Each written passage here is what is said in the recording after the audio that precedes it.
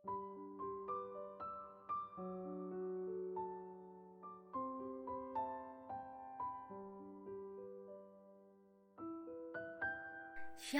saudara yang terkasih di dalam Tuhan kita Yesus Kristus.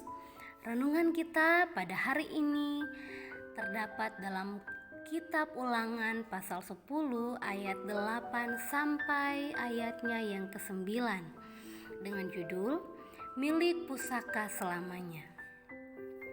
Pada waktu itu, Tuhan menunjuk suku Lewi untuk bertugas melayani Tuhan dan untuk memberi berkat demi namanya sampai sekarang. Sebab itu, suku Lewi tidak mempunyai bagian milik pusaka bersama-sama dengan saudara-saudaranya. Tuhanlah milik pusakanya, seperti yang difirmankan kepadanya oleh Tuhan Allahmu.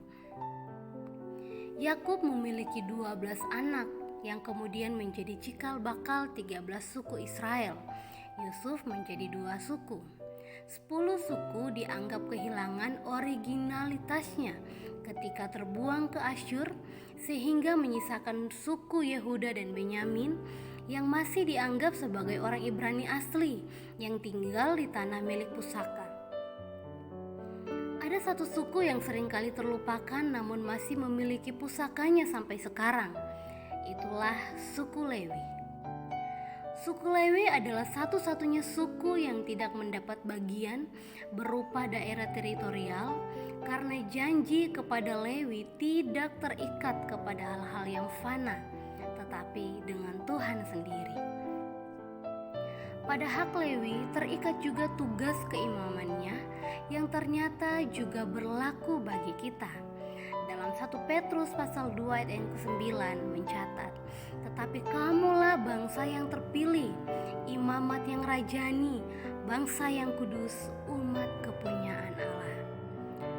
Jika orientasi milik pusaka perjanjian lama terorientasi kepada hal-hal yang lahiriah seperti teritorial, materi, dan keturunan, maka milik pusaka suku Lewi menembus saman dari perjanjian lama ke perjanjian baru dan turun kepada umat Allah di perjanjian baru sebab ia bersifat rohani.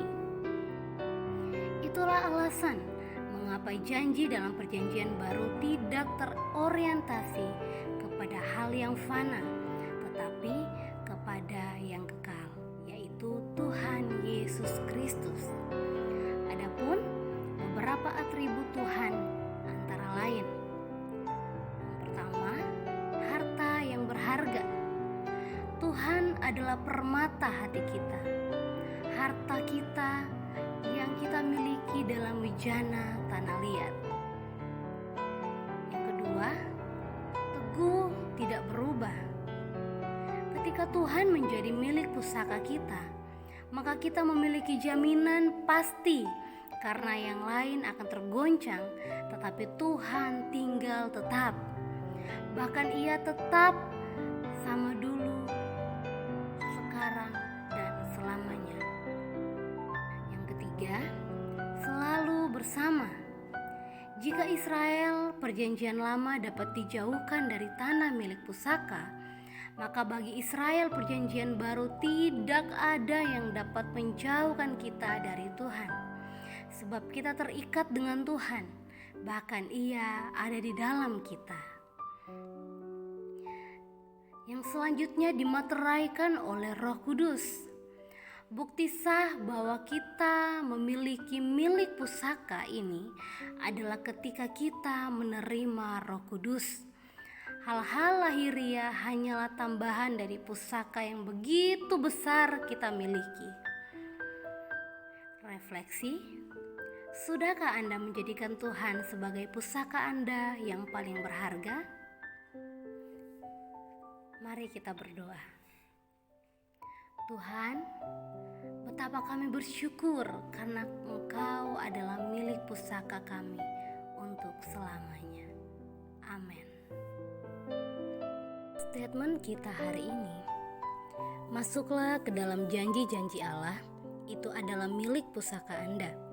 Anda akan melakukan lebih banyak hal dalam 1 tahun jika Anda benar-benar dipenuhi dengan Roh Kudus daripada yang dapat Anda lakukan dalam 50 tahun terpisah darinya.